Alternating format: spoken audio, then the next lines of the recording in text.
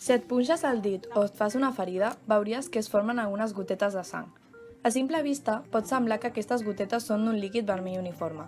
No obstant això, si miressis sota un microscopi, veuries una gran quantitat de cèl·lules, i si miressis encara més a prop, veuries que també hi ha moltes molècules i ions surant en el líquid. La sang es defineix com un líquid que es mou a través dels vasos sanguinis. En els éssers humans està compost pel plasma, els glòbuls vermells i blancs i les plaquetes.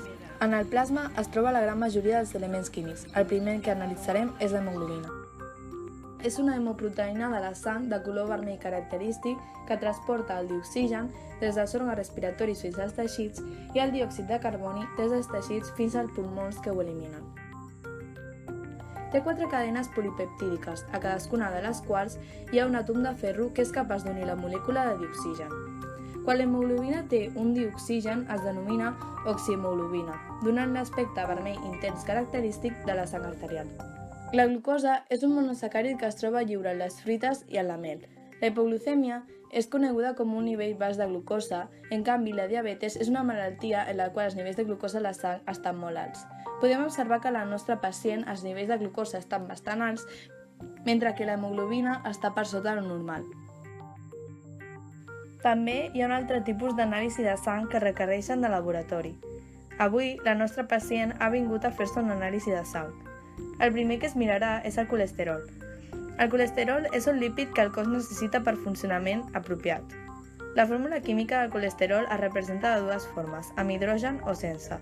Entre les funcions està la intervenció a la formació d'àcids biliars, compostos de 24 àtoms de carboni dihidroxilats, responsable de la digestió de grasses. També ha vingut a veure els nivells d'urea. La urea és una substància nitrogenada que produeixen els éssers vius per eliminar l'amoníac dels seus organismes, ja que és considerablement tòxic.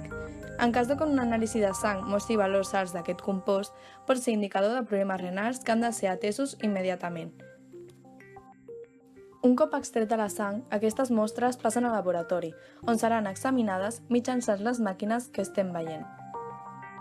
També es poden determinar les quantitats que tenim en la sang d'elements com el fòsfor, que és un component important dels ossos, el calci, que és el component principal dels ossos i dents. Els nivells de sodi indiquen l'equilibri de sal i aigua. El potassi afecta alguns òrgans principals i fins i tot al cor. Els nivells de clorur varien alhora que els nivells de sodi, perquè el clorur de sodi és un component principal de la sang. Per tant, ja sabem que conèixer la química és indispensable per entendre el correcte funcionament del nostre cos.